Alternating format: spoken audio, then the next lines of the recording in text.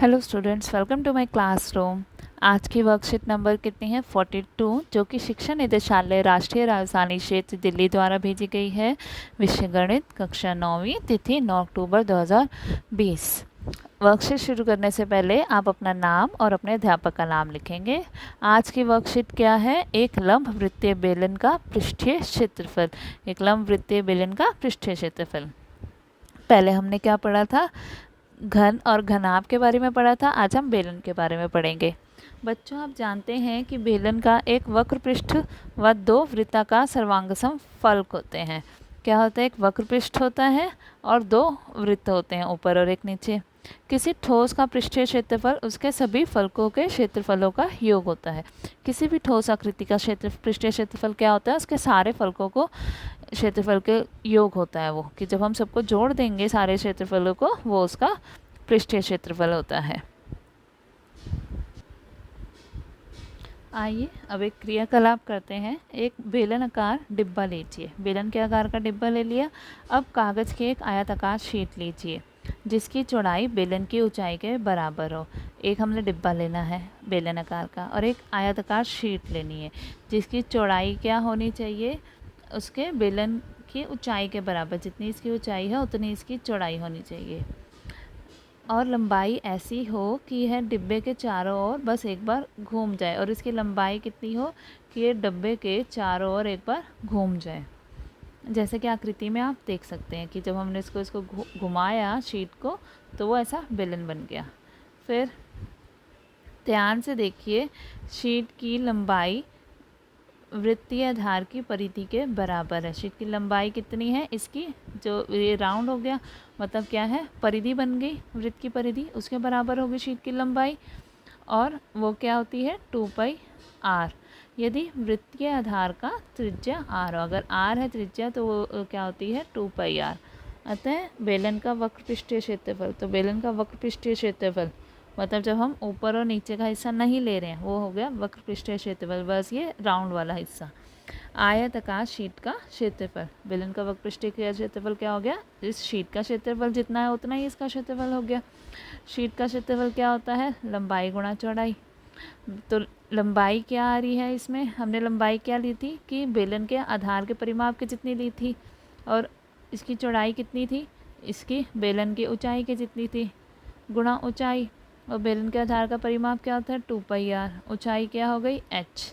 तो इसका बेलन का, अतः बेलन का वक्र पृष्ठीय क्षेत्रफल क्या हो गया? 2πrh, जहाँ r क्या है? बेलन के आधार की त्रिज्या है और h उसकी ऊंचाई है।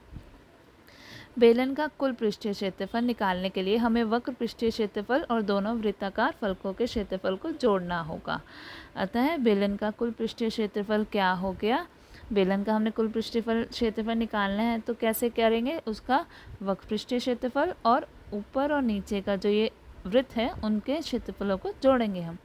तो वो क्या आ जाएगा? 2πrh जमा में πr² ऊपर का, πr² नीचे का। जब इनको जोड़ा हमने तो हमारे पास क्या हो जाएगा? πr² जोड़ेंगे तो क्या आएगा? 2πr², और ये 2πrh। दोनों में से देखो 2 कॉमन आ रहा है, बाहर ले लिया। पाई कॉमन आ रहा था, बाहर ले लिया। r कॉमन आ रहा है, बाहर ले लिया। यहाँ का एक r बचा और यहाँ का एक h अंदर बच गया। तो हमारा नियम हो गया 2πr+h। तो बेलन का वक्र पृष्ठीय क्षेत्रफल हो गया 2πrh और कुल पृष्ठीय क्षेत्रफल हो गया 2πr+h। ये दोनों ही नियम आप अच्छे से याद कर लेंगे तो ये पूरी एक्सरसाइज हमें आराम से हो जाएगी। आइए अब उदाहरण देखें। उदाहरण नंबर 1। एक बेलन आकार डिब्बे की ऊंचाई 15 सेंटीमीटर दी हुई है, उसकी ऊंचाई, और त्रिज्या दी हुई है 7 सेंटीमीटर। उस डिब्बे का कुल पृष्ठीय क्षेत्रफल ज्ञात करना है हमें। कुल पृष्ठीय क्षेत्रफल, तो उसका नियम लगा दो सीधा। वो क्या था? 2πr+h। पाई की मान कितना लगाएंगे? 22/7। और बाकी सब कुछ दिया हुआ है हमें। r की जगह 7 लिख दो, h की जगह 15 लिख दो। इसे जब हल करेंगे तो हमारे पास ये आ जाएगा 968 सेंटीमीटर स्क्वायर। क्षेत्रफल है तो इसका वर्ग सेंटीमीटर स्क्वायर आ जाएगा।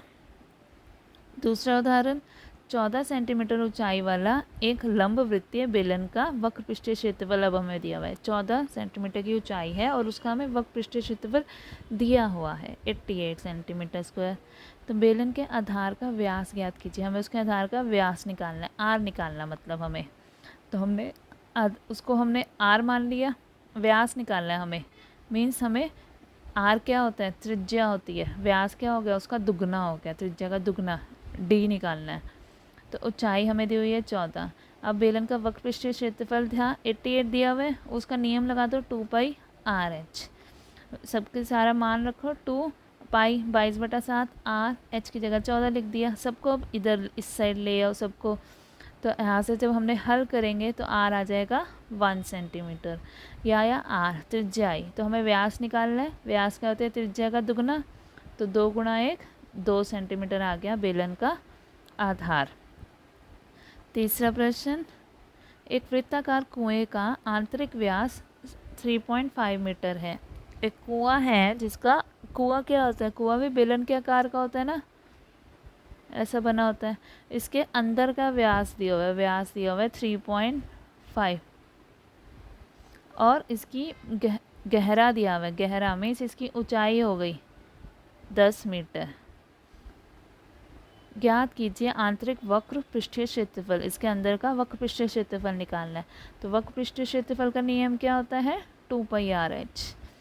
सारे वैल्यू रख दो। अब इसमें व्यास दिया हुआ था ना हमें 3.5, तो इसकी त्रिज्या निकाल लेंगे, आर निकालेंगे तो इसको 2 से भाग कर देंगे, वो आ गया 7/4। गहराई दी हुई है, ऊंचाई मतलब एच 10 मीटर, तो हमने इसमें रखा तो ये आ गया 110 मीटर स्क्वायर। सेकंड पार्ट क्या था इसका, 40 रुपये प्रति मीटर स्क्वायर की दर से इसके वक्र पृष्ठ पर प्लास्टर कराने का व्यय। अगर हम इसके अंदर अंदर प्लास्टर लगा रहे हैं तो कितना व्यय आएगा, कितना खर्चा आएगा। 1 मीटर स्क्वायर का 40 रुपये था, तो अभी हमने क्षेत्रफल निकाला 110, तो 110 का कितना हो जाएगा, उसको गुणा कर दोगे 4440। अतः कुएं के वक्र पृष्ठ पर प्लास्टर कराने का व्यय कितना आएगा, 4400 रुपये। क्वेश्चन देखते हैं, एक लंब वृत्तीय बेलन का वक्र पृष्ठीय क्षेत्रफल 4.4 मीटर स्क्वायर है। वक्र पृष्ठीय क्षेत्रफल दिया हुआ है, तो सेम वैसे नियम लगाएंगे। यदि बेलन के आधार की त्रिज्या दी हुई है 0.7, तो उसकी ऊंचाई निकालनी है हमें। ऊंचाई निकाल लेंगे, नियम लगाएंगे पहले वक्र पृष्ठीय क्षेत्रफल का। क्या होता है नियम, माना कि बेलन की ऊंचाई क्या है, h। बेलन की ऊंचाई हमने मान ली h, तो दिया गया है बेलन के आधार की त्रिज्या दी हुई थी हमें 0.7 और हमें वक्र पृष्ठीय क्षेत्रफल दिया हुआ है 4.4। तो बेलन के वक्र पृष्ठीय क्षेत्रफल का नियम क्या होता है, 2 पाई आर एच। तो दोनों को बराबर रख देंगे, 2 pi R H equals to 4.4। 2 pi 22/7, R 0.7 H. अब सब कुछ इस साइड ले आएंगे तो हमारे पास हल करके आंसर क्या आ जाएगा, हाइट आ जाएगी 1 मीटर। ठीक है। सेकंड क्वेश्चन, किसी बेलनाकार स्तंभ का व्यास दिया हुआ है हमें 50 सेंटीमीटर और उसकी ऊंचाई दी हुई है 3.5 मीटर। 1 सेंटीमीटर में 1 मीटर में, तो दोनों को हम पहले किसी एक इकाई में कन्वर्ट कर लें, बदल लेंगे। 12.5 रुपये प्रति मीटर स्क्वायर की दर से इस स्तंभ के वक्र पृष्ठ पर पेंट कराने का व्यय ज्ञात कीजिए। वक्र पृष्ठ पर पेंट कराना है तो खाली हमें क्या निकालना है, इसमें वक्र पृष्ठीय क्षेत्रफल निकालना है पहले, तभी उसका व्यय निकाल सकते हैं हम। अब सबसे पहले क्या करेंगे, स्तंभ का वक्र पृष्ठीय क्षेत्रफल निकालेंगे। वो क्या होता है, 2 पाई आर एच। तो 2 पाई आर एच का नियम लगा के आप उसका क्षेत्रफल निकालोगे तो हमारे पास क्या आ जाएगा, 5.5 मीटर स्क्वायर। अब 1 मीटर स्क्वायर का पेंट कराने का व्यय था 12.5 रुपये, तो 5.5 मीटर स्क्वायर स्तंभ को पेंट कराने का व्यय क्या हो जाएगा, दोनों को गुणा कर देंगे, वो आ जाएगा 68.75। इतने रुपए हमारे लगेंगे स्तंभ को पेंट कराने में। नेक्स्ट क्वेश्चन, एक रोलर का व्यास 84 सेंटीमीटर है और लंबाई 120 सेंटीमीटर है।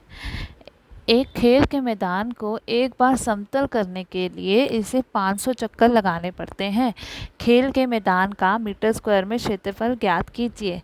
एक रोलर है जिसका व्यास हमें दिया हुआ है, उसकी लंबाई हमें दी हुई है और उसको क्या करना है, खेल के मैदान को जो एक बार पूरा समतल करने के लिए उसे 500 चक्कर लगाने पड़ते हैं। तो हमें खेल के मैदान का मीटर स्क्वायर में क्षेत्रफल ज्ञात करना है। देखो रोलर कैसा होता है, ऐसा होता है। अब इसमें क्या है, रोलर जब अभी यहाँ पर है, ये अपना एक चक्कर पूरा कर लेगा तो ये पूरा ऐसे घूम के यहाँ तक आ जाएगा कि हमने मान लेते कि वो यहाँ तक आ गया। तो उसने जब एक चक्कर ना काटा तो उसमें इतना उसने क्षेत्रफल पूरा उसने कंप्लीट कर लिया ना, इतना क्षेत्रफल उसने कर लिया एक चक्कर में। और पूरे ग्राउंड पे, पूरे उसको मैदान में करने के लिए उसे 500 चक्कर लगाने पड़ते हैं। उसने जब एक चक्कर में इतना क्षेत्रफल कर लिया तो पूरा चक्कर वो कितने में करता है, पूरा क्षेत्रफल 500 चक्करों में, मतलब 500 चक्कर में वो पूरा ये क्षेत्रफल अपना कवर कर लेता है। कि ये क्या हो गया, जितना ये 500 चक्कर में करता है वो क्या आ गया, मैदान का क्षेत्रफल आ जाएगा। ठीक है, तो सबसे पहले हम क्या करेंगे, इस अब हमें क्या दिया हुआ है, रोलर की लंबाई दी हुई है, मतलब h दिया था 120 सेंटीमीटर, उसको हमने मीटर में बदल लिया। और हमें रोलर का व्यास भी दिया हुआ है 84 सेंटीमीटर, वो इतना आ गया। उसका त्रिज्या निकालेंगे, r निकालेंगे, वो क्या हो गया d/2। इसको 2 से भाग कर दोगे तो वो इसकी त्रिज्या आ गई, r आ गया ये। अब बेलन का हमें वक्र पृष्ठीय क्षेत्रफल निकालना है, वो राउंड पूरा ये करता है वो एक चक्कर में, वो वक्र पृष्ठीय क्षेत्रफल हो गया 2πr/h। उसमें नियम इसका मान रख दो सारा, तो कितना आंसर आ जाएगा। अब हमने इसका वक्र पृष्ठीय क्षेत्रफल निकाला, वो क्या आ गया 3.168 मीटर स्क्वायर। ये आया उसका एक चक्कर लगाने से मैदान का क्षेत्रफल। एक चक्कर लगाने पे उसने इतना क्षेत्रफल कवर किया था। तो 500 चक्कर लगाने से मैदान का क्षेत्रफल कितना आएगा, इसको 500 से गुणा कर दोगे, वो क्या आ गया 1584 आ गया। अतः खेल के मैदान का क्षेत्रफल क्या आ गया 1584 मीटर स्क्वायर। अब इसे अच्छे से समझ के अपनी गणित की कॉपीज़ में सब करेंगे। किसी को भी कोई दिक्कत हो तो वो पूछ सकता है।